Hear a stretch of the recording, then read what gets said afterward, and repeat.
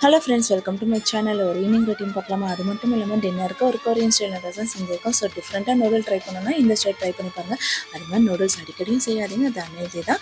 வாங்க வீடியோ பதிவுக்குள்ளே போகலாமா? முகம் பார்க்க நானும் முடியாமல் நீ